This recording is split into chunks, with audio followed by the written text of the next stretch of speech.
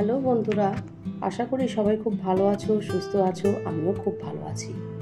আজ আর daily blog নিয়ে এলাম না। আজ তোমাদের সামনে একটা রেসিপি নিয়ে এলাম, মানে রাত্রির ডিনারে চটজলদি একটা রেসিপি। খুব সহজেই বানানো যায় এমন একটা রেসিপি। রুটি বা পরোটার সঙ্গে তো দারুণ জমে যাবে। চলো তাহলে শুরু করে দিই। দেখো, এখানে আমি আমার প্রয়োজন মতো মুসুর ডাল নিয়েছি। প্রথমে ডালটাকে ভালো করে ধুয়ে একটু জলে ভিজিয়ে রাখবো। এটা কিছুক্ষণ ভেজানো থাক। চলো এবার কি করি দেখো। এখানে দেখো, দুটো টমেটো নিলাম, একটা পেঁয়াজ আর একটা আলু নিলাম। এগুলো সব কটা কেটে নেব। এই আলু পেঁয়াজ টমেটো কাটতে যতক্ষণ সময়, ডালটাও ততক্ষণ আমি ভিজিয়ে রাখবো। আলুটা কাটবো, কিন্তু আলুটা আলু ভাজার থেকে একটু মোটা করে কাটবো। এবার সবগুলো কেটে নিই। এদিকে দেখো, সব কিছু কাটা হয়ে গেছে। টমেটো কেটে নিয়েছি, আলু কেটে নিয়েছি, পেঁয়াজ কোচানো হয়ে গেছে, নিলাম রসুন কুচি আর কাঁচা লঙ্কা কুচি। এবার একটা পাত্রের মধ্যে যা যা কেটে নিলাম, আলু, টমেটো, কাঁচা লঙ্কা সব কিছু দেবো একসঙ্গে। এগুলো তো সব নিয়ে নিলাম। এবার এর মধ্যে দিয়ে দেব লবণ, আর দেব হলুদ গুঁড়ো, জিরে গুঁড়ো, ধনে গুঁড়ো ও সামান্য লঙ্কা গুঁড়ো। যেহেতু কাঁচা লঙ্কা দিয়েছি তাই অল্প পরিমাণে একটু লঙ্কা গুঁড়ো দেবো কালারটা আসার জন্য।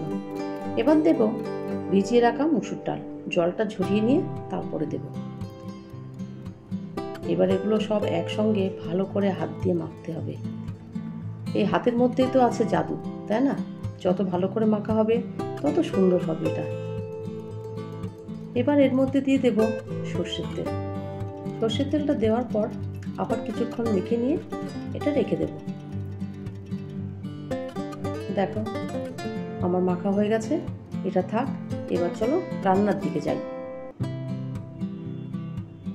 দেখো, কড়াইতে তেল দিয়ে দিলাম দুটো শুকনো লঙ্কা ও জিরে ফোড়ন।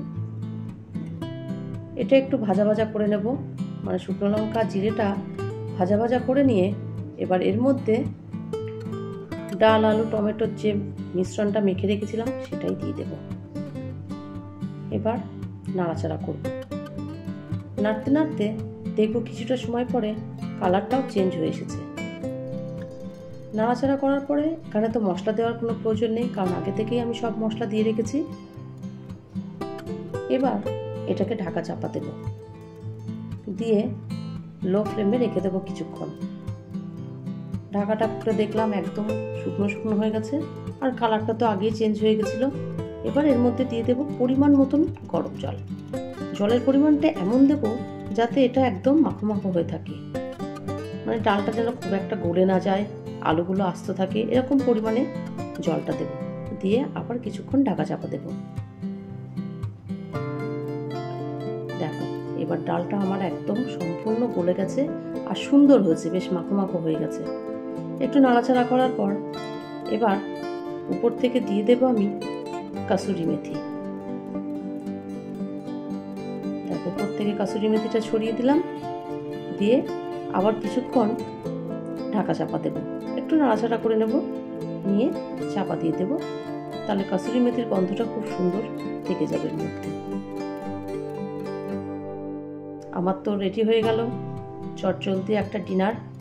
এটা আমি পরোটার সঙ্গে খাবো। আজকে করেছিলাম পরোটার সঙ্গে খেয়ে দেখি কেমন হয়েছে। এটাই তো ছিল আজকে আমাদের ডিনার। তোমরা ডিনারে কি বানালে অবশ্যই আমাকে জানিও। আজকে আমাদের ডিনারটা জমে গেছে, সবাই খেয়ে কিন্তু খুব প্রশংসা করেছে। আমিও খেয়ে দেখলাম, এটা খেতে কিন্তু দারুণ হয়েছে। তোমরাও বাড়িতে ট্রাই করে দেখতে পারো। ভালো লাগলে অবশ্যই লাইক করো আর একটা কমেন্ট করে জানিয়ে দিও।